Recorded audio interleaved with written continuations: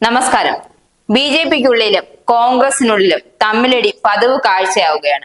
ഉപതെരഞ്ഞെടുപ്പ് പടിവാതിൽക്കൽ എത്തിയിരുന്ന സമയത്താണ് സന്ദീപ് വാര്യർ കോൺഗ്രസിലേക്ക് ചേക്കേറുന്നത്.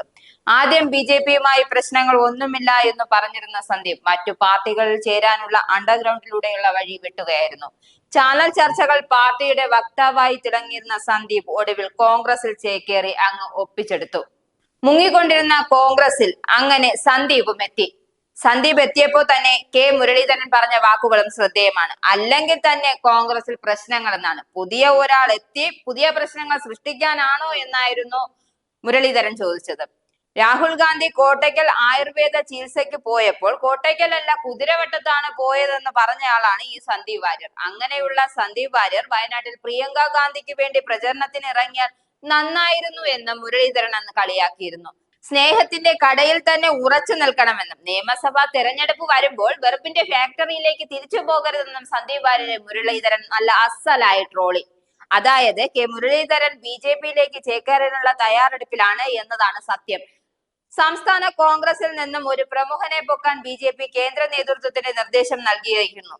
തലസ്ഥാന ജില്ലയിൽ മധ്യ തിരുവിതാംകൂറിലെ 2 കോൺഗ്രസ് നേതാക്കളെ നോട്ടമിട്ടതായാണ് സൂചന. സന്ദീപ് വാര്യർ പോയ ക്ഷീണം മറികടക്കാൻ വൻ നീക്കങ്ങളുമായാണ് ബി.ജെ.പി സംസ്ഥാന നേതൃത്വങ്ങൾ രംഗത്തെത്തിയത്.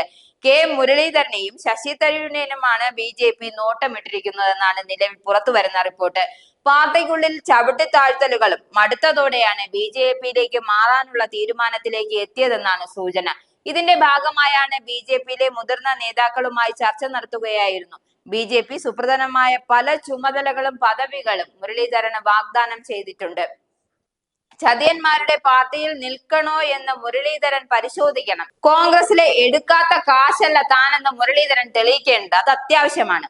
മുതിർന്ന കോൺഗ്രസ് നേതാവായ ശശി തരൂരും പാർട്ടി മാറ്റത്തിനുള്ള തീരുമാനത്തിൽ ഉറച്ചു നിൽക്കുകയാണ്. കോൺഗ്രസിൽ ഇനി നിന്നിട്ട് കാര്യമില്ല എന്ന വസ്തുത ഉറപ്പിച്ചതോടെയാണ് ബി.ജെ.പിയിലേക്ക് പോകാൻ തീരുമാനിച്ചത്.